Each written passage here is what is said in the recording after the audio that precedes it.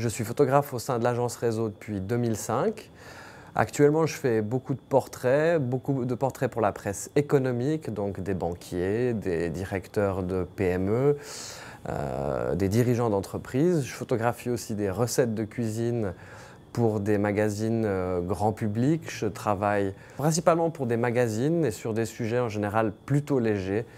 Les Miss Suisse, les mannequins qui partent en vacances.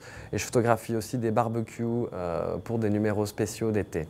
Quand j'ai débuté la photo, je voulais réaliser des films de cinéma. Et puis, moi, je voulais faire casino et pas tellement un petit film d'auteur filmé avec des copains. Donc, je me suis dit, pour faire du grand cinéma comme ça va pas être évident quand on vient de Genève, puis que c'est un désir plutôt récent. Donc, j'ai imaginé que la photo serait peut-être un moyen d'arriver à ça. J'ai dû me dire à l'époque que très très vite, je serais tellement bon photographe qu'on viendrait me proposer de tourner mon long métrage à budget illimité.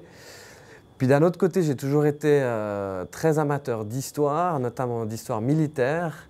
Et j'étais un grand amateur de photos de guerre. À peu près à la même époque, j'ai découvert Don McCullin et toute cette génération de photographes qui ont travaillé dans les années 60-70, la grande époque de la guerre du Vietnam, où on pouvait monter dans un hélicoptère et faire des photos extrêmement librement de scènes absolument spectaculaires. Et puis, je me suis découvert une passion pour le portrait, qui était quand même quelque chose de très important chez Réseau. Réseau était quand même une agence d'excellents portraitistes, de portraitistes originaux. Et puis, en imitant un petit peu mes camarades, j'ai découvert que j'aimais beaucoup plus me retrouver dans les salons feutrés d'une banque privée où on m'offre un petit expresso, où l'huissier m'amène un verre d'eau en me demandant si tout va bien, et que j'étais assez à l'aise dans cet univers. Et puis, je me suis découvert aussi un plaisir à rencontrer des gens. Peut-être que si je n'avais pas fait de photographie, j'aurais probablement été quelqu'un de beaucoup plus renfermé, peut-être timide.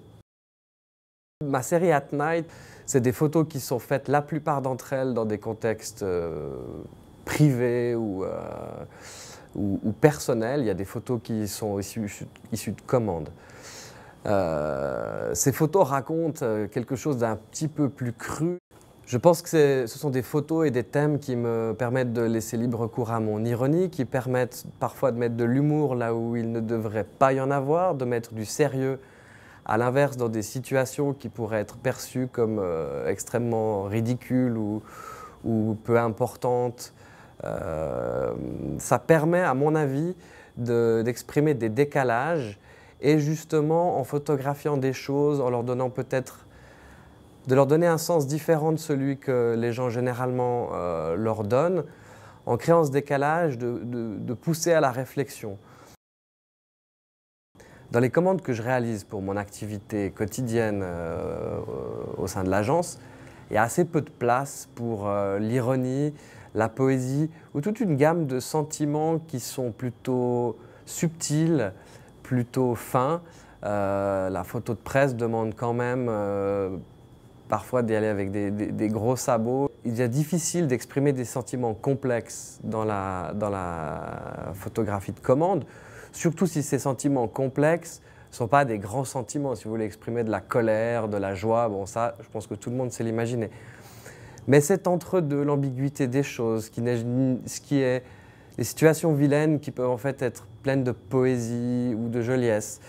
Les situations très belles qui en fait sont extrêmement fausses, le monde faussement glamour dans lequel on vit, l'envers du décor, c'est des choses qui sont assez difficiles à exprimer dans notre pratique, dans ma pratique de commande.